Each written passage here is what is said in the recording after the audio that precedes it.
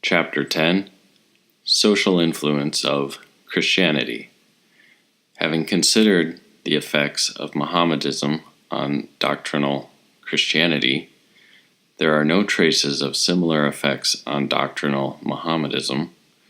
It will fall within the scope of our inquiry to estimate the extent to which those influences were reciprocally felt by the two religions in their social and intellectual aspects, and how far the character of a Christian or a Mohammedan was altered by contact with a people professing a creed so like and yet unlike. This influence we shall find more strongly manifested in the action of Christianity on Islam than the reverse. It is well known that Muhammad, though his opinion as to monks seems to have varied from time to time, is reported to have expressly declared that he would have no monks in his religion.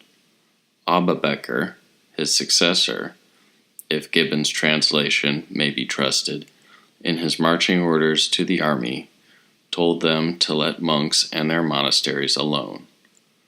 It was not long, however, before an order of itinerant monks, the fakirs, arose among the Muslims.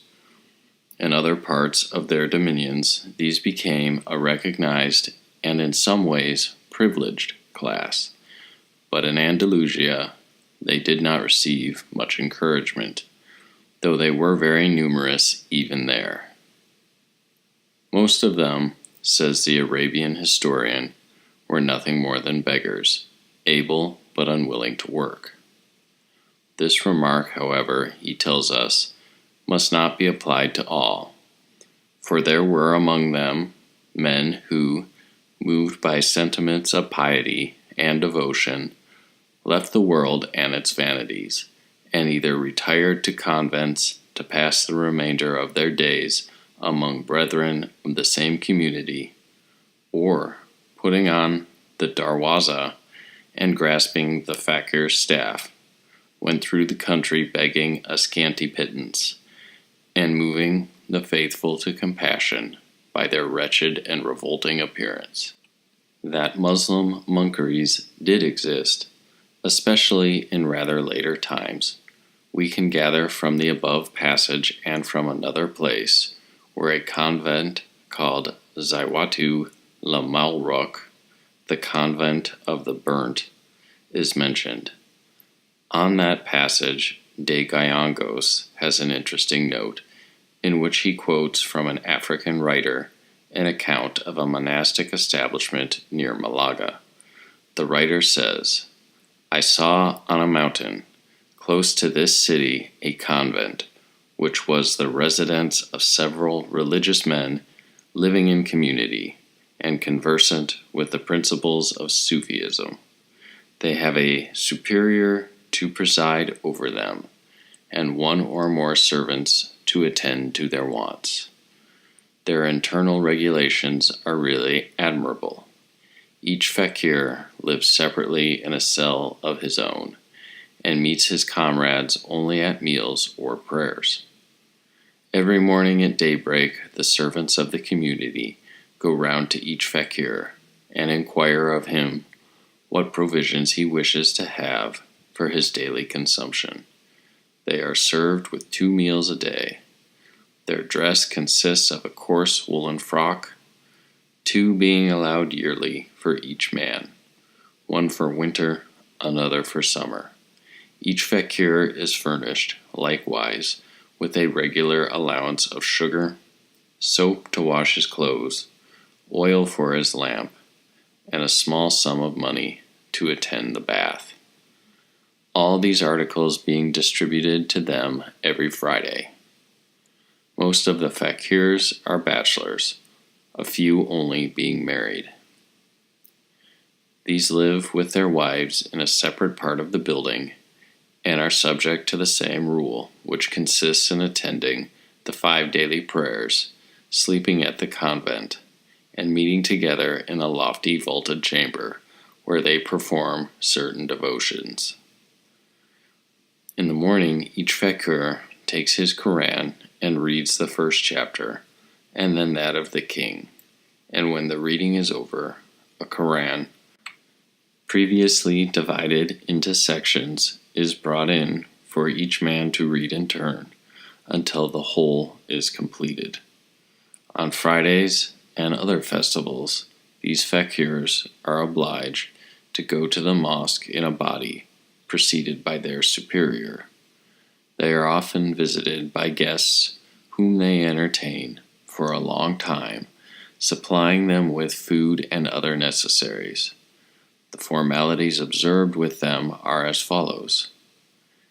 If a stranger present himself at the door of a convent in the garb of a fakir, namely with a girdle round his waist, his kneeling mat suspended between his shoulders, his staff in his right hand, and his drinking vessel in his left, the porter of the convent comes up to him immediately and asks what country he comes from, what convent he has resided in, or entered on the road, who was the superior of it, and other particulars, to ascertain that the visitor is not an impostor.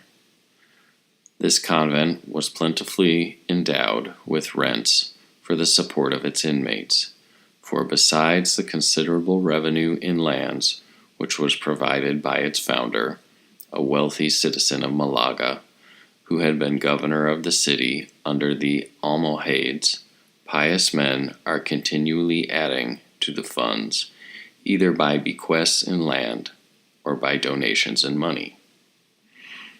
The resemblance between these fakirs and Christian monks is sufficiently obvious and need not be dilated upon.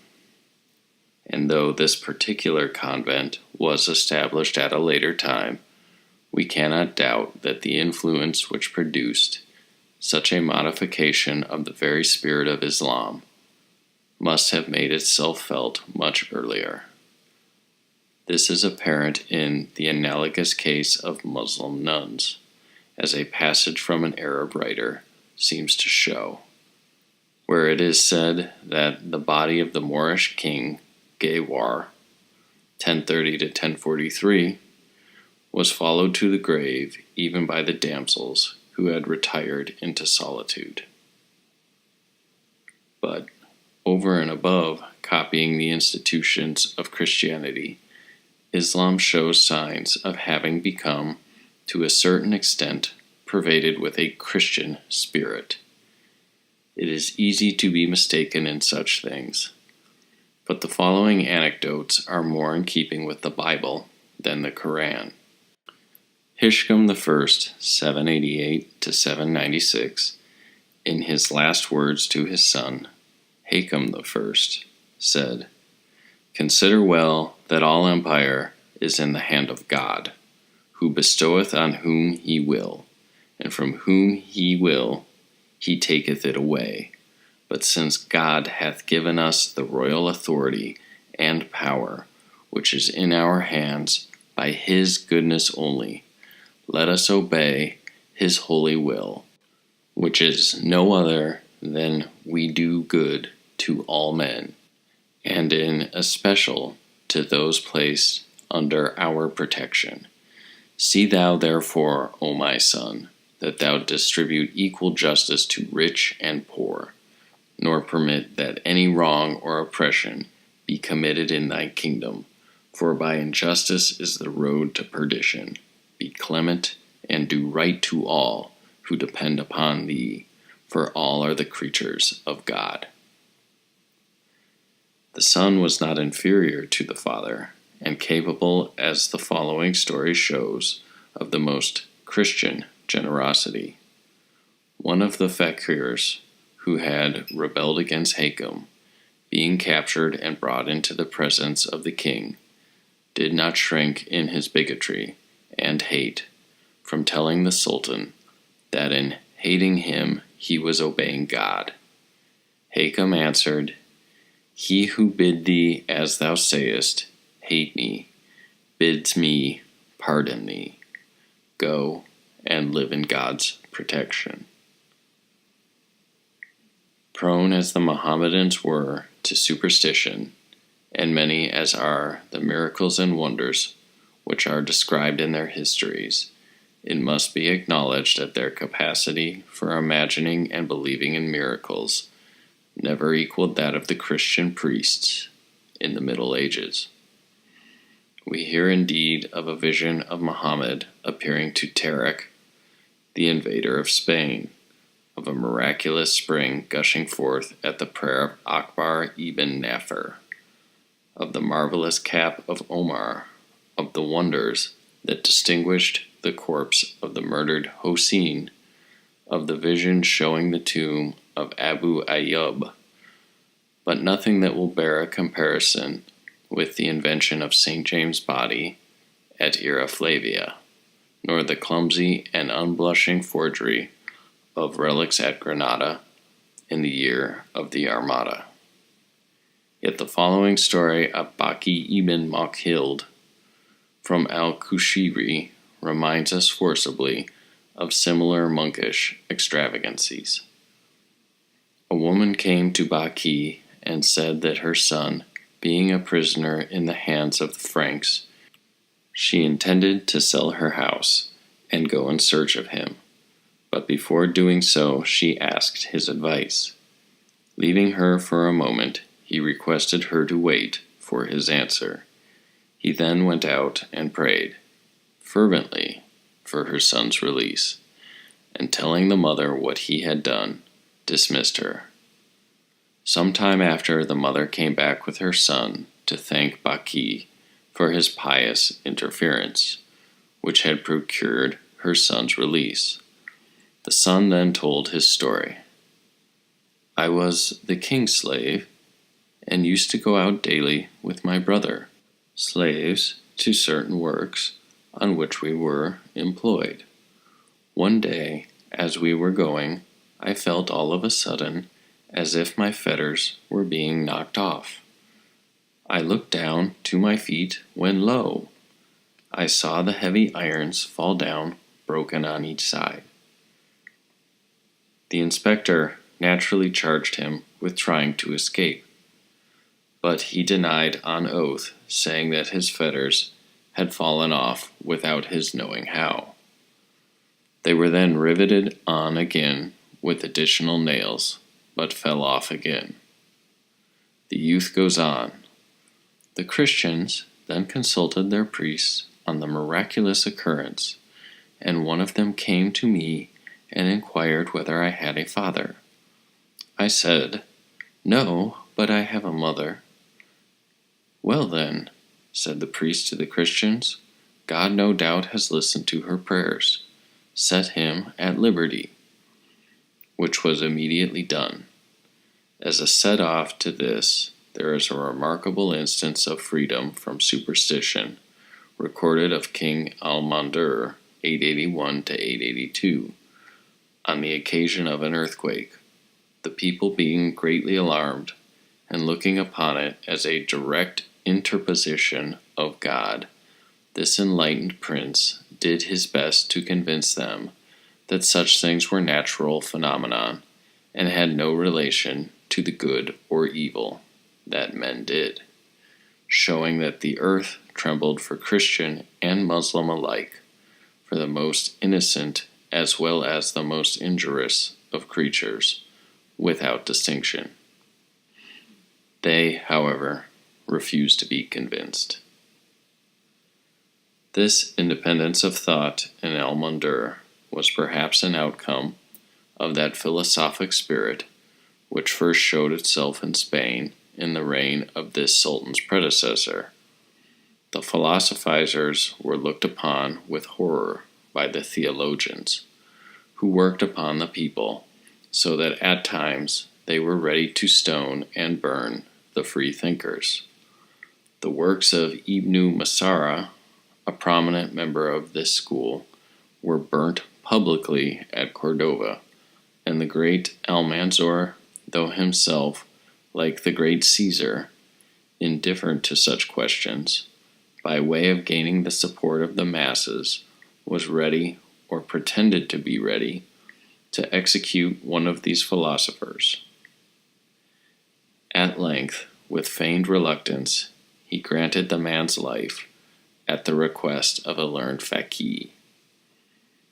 Even among the Mohammedan clergy, if the term be allowable, there were skeptics and deists, and others who followed the wild speculations of Greek philosophy. Among the last of these, the greatest name was Averroes, or more correctly, Abu Walid ibn Rashid, 1126 to 1198, who besides holding peculiar views about the human soul that would almost constitute him a pantheist, taught that religion was not a branch of knowledge that could be systematized, but an inward personal power, that science and religion could not be fused together.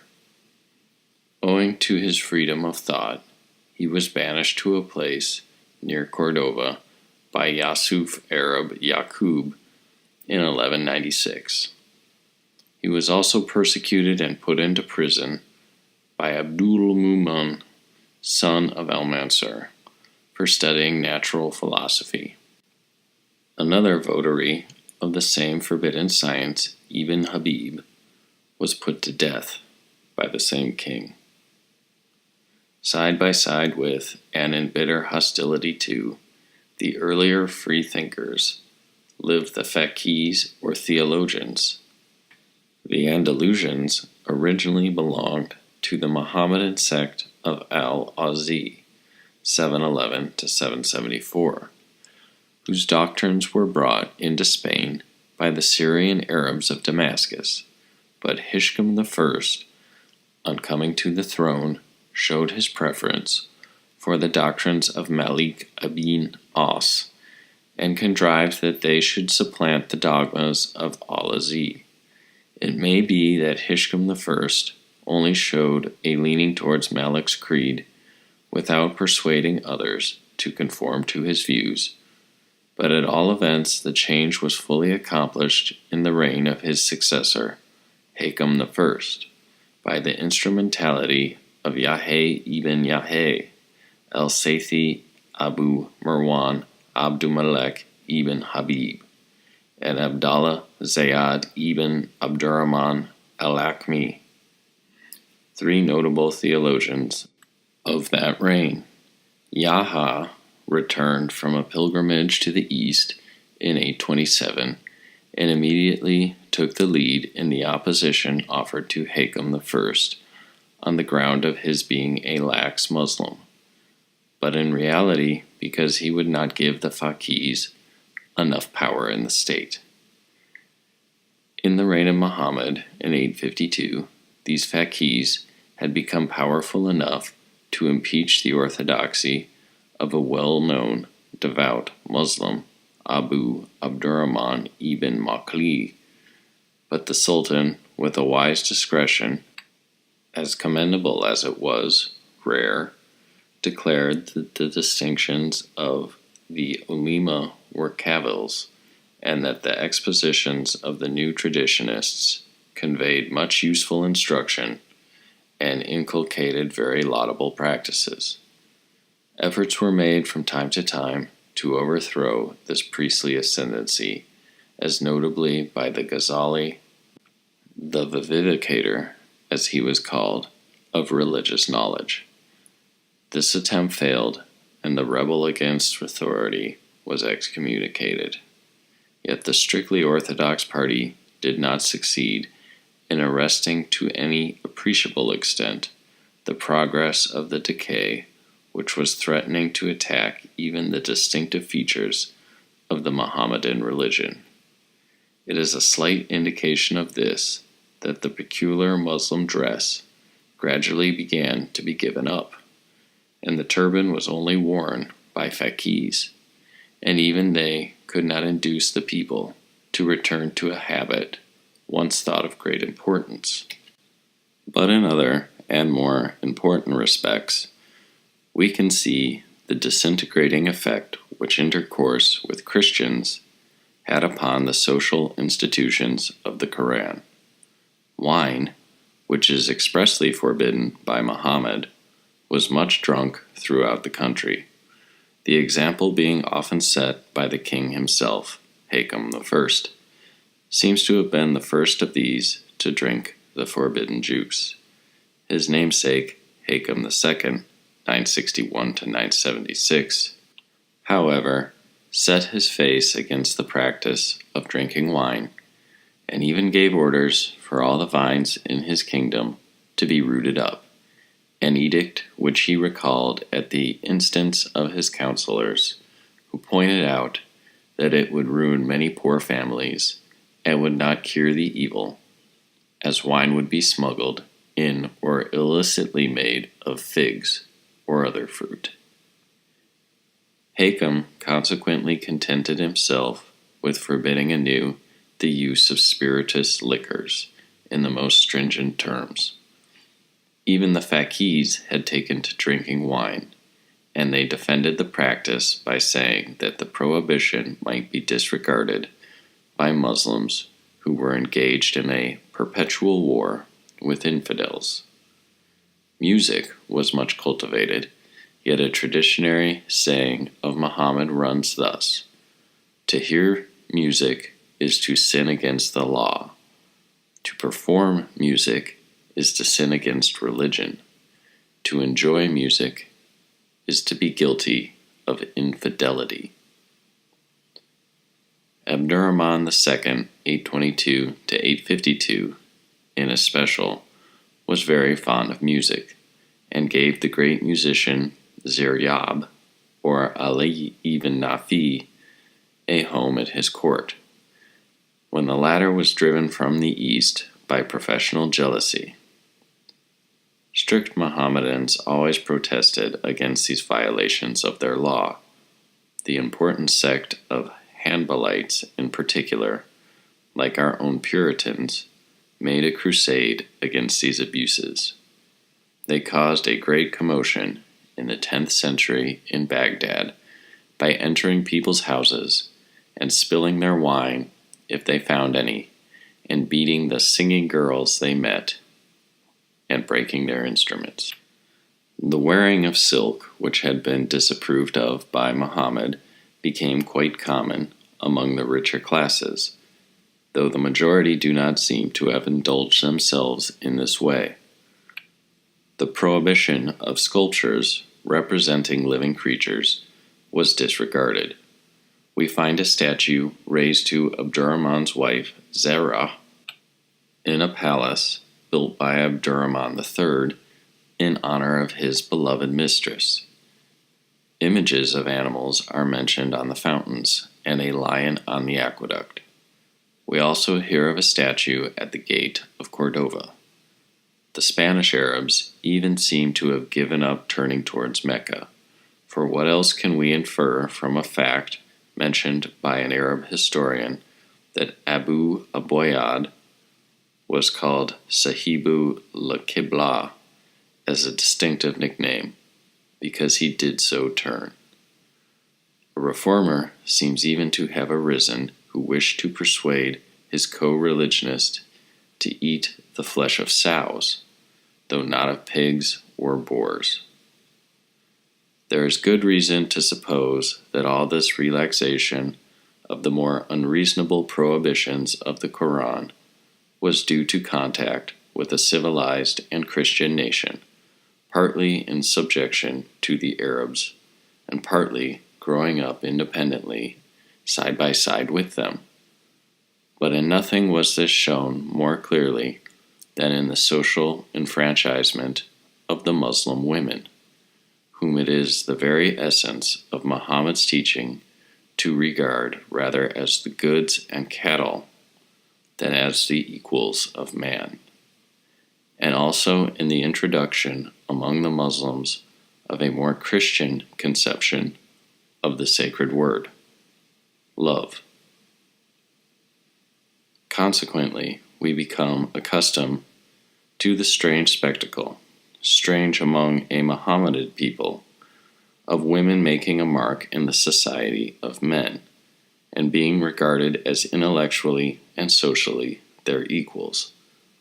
Thus we hear an Arabian, Sappho, Muhammad ibn Abad Volata, daughter of al-Mustafiki Bila of Aisha, daughter of Ahmad of Cordova, the purest, loveliest, and most learned maiden of her day, of Masna, the slave and private secretary of Abdurrahman III. Again, contrary to the invariable practice elsewhere, women were admitted into the mosques in Spain. This was forbidden by Mohammedan law. The women being obliged to perform their devotions at home, if, says Sally, they visit the mosques, it must be when the men are not there, for the Muslims are of the opinion that their presence inspires a different kind of devotion from that which is requisite in a place dedicated to the service of God. Salih also quotes from the letter of a Moor censuring the Roman Catholic manner of performing the Mass for the reason, among others, that women were there. If the evidence of ballads be accepted, we shall find the Moorish ladies appearing at festivities and dances. At tournaments they looked on, their bright smiles, heartening the knights on to do brave deeds, and their fair hands giving the successful champion the meed of victorious valor. Their position, in fact, as Prescott remarks, became assimilated to that of Christian ladies. The effect of this improvement in the social position of women could not fail to reflect itself in the conception of love among the Spanish Arabs, and accordingly we find their gross sensuality undergoing a process of refinement, as the following extract from Sayyid ibn Dajoud, who wrote at the close of the 9th century, will show. Addressing his ideal mistress, Deshama, he says, O thou to whom my prayers are given, compassionate and gentle be to my poor soul, so roughly driven, to fly from me to thee. I call thy name, my vows outpouring. I seen thy eyes with teardrops shine. No monk, his imagined saint adoring, knows rapture like to mine. Of these words, Dozy says, they might be those of a provincial troubadour. They breathe the delicateness of Christian chivalry. This Christianizing of the feeling of love is even more clearly seen in a passage from a treatise on love by Ali ibn Hazim, who was prime minister to Abdurrahman V, 1023 to 1024. He calls love a mixture of moral affection, delicate gallantry, enthusiasm, and a calm, modest beauty, full of sweet dignity. Being the great-grandson of Christian parents, perhaps some of their inherited characteristics reappeared in him, something pure, something delicate, something spiritual, which was not Arab.